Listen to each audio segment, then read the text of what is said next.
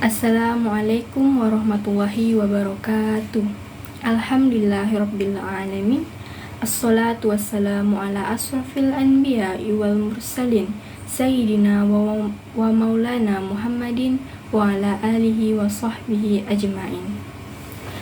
Alhamdulillah, dengan adanya video ini maka saya sudah menyelesaikan tugas pada mata kuliah Filsafat Pendidikan yang diampuh oleh Bapak Imam Agung Prakoso SSY MH. Di dalam video ini saya akan sedikit membahas permasalahan yang ada di dunia pendidikan dan juga bagaimana solusinya dan apa perkembangan di dalam kurikulum.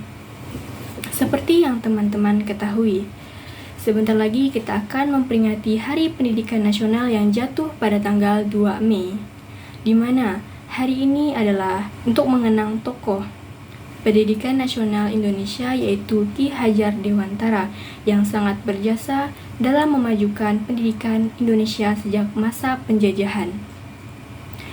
Masuk kepada bagian selanjutnya, apa tujuan kita mempelajari dan juga memahami permasalahan yang ada di dunia pendidikan saat ini? Tujuan dari memahami permasalahan yang ada di dunia pendidikan saat ini diharapkan untuk kita dapat memberikan solusi agar masalah ini cepat teratasi. Kemudian, apa saja sih masalah yang ada di dunia pendidikan saat ini? Setidaknya saya sudah mengambil 5 permasalahan yang ada di dunia pendidikan saat ini yang saya anggap sangat urgensi sekali. Yaitu yang pertama, kurangnya sarana dan prasarana untuk menunjang kegiatan pembelajaran di dalam kelas.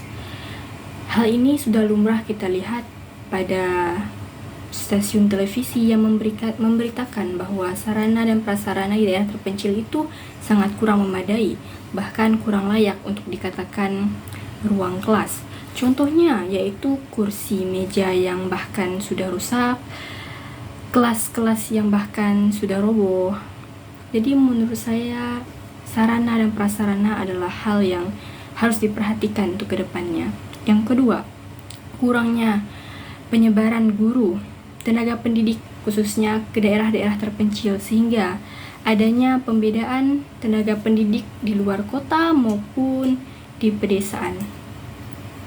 Akibatnya anak-anak di pedesaan lebih lambat mendapatkan pembelajaran yang layak dibandingkan dengan di ibu kota. Lalu yang ketiga ada mutu pendidikan yang tidak berkembang dari tahun ke tahun. Hal ini yang sangat mungkin membuat siswa ini berpikiran bahwa sekolah itu, pendidikan itu hanya sebagai formalitas saja, hanya sebatas kewajiban saja, tidak ada manfaatnya setelah ia lulus sekolah. Seperti seorang siswa yang pernah diwawancarai oleh beberapa orang, yaitu ketika ditanya apa manfaat dari pendidikan ini, dan dia hanya menjawab ijazah untuk dia melamar pekerjaan sesudah SMA. Jadi menurut saya kewajiban seorang guru, tenaga pendidik tidak hanya pada mendidik anak-anak, namun menanamkan nilai-nilai yang ada di pendidikan itu ke dalam diri individu siswa-siswanya yang kemudian memberikan dampak yang positif ke depannya, sehingga peserta didik itu tidak berpikiran bahwa pendidikan ini hanya kewajiban, hanya formalitas saja, namun untuk meningkatkan taraf kehidupannya kelak, untuk meningkatkan ilmu pengetahuan di dalam dirinya yang kemudian mungkin sangat bermanfaat di kehidupannya selanjutnya.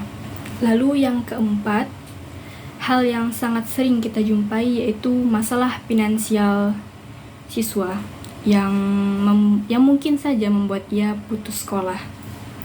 Banyak dijumpai pada jenjang SD, SMP, dan SMA, bahkan pada saat kuliah itu mereka putus sekolah karena masalah finansial orang tua maupun keluarganya.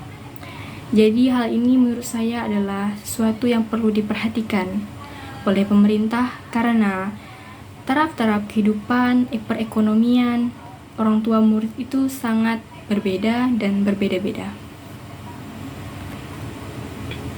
Dan yang terakhir, permasalahannya yaitu kurangnya perhatian pemerintah pada kesejahteraan tenaga pendidik. Seperti yang kita ketahui saat ini adanya pembedaan jumlah gaji pada guru honorer dan juga PNS yang sangat terlihat jelas bahwa adanya pembedaan di antara guru-guru ini, tenaga pendidik ini, sehingga menimbulkan perasaan yang tak terbendung, mungkin membuat kesejahteraan tenaga pendidik itu jauh dari kata sejahtera. Lalu bagaimana sih solusi dari permasalahan yang sudah dipaparkan tadi? Yang pertama, solusi pada sarana dan prasarana yang kurang memadai untuk menunjang kegiatan belajar dan mengajar di kelas.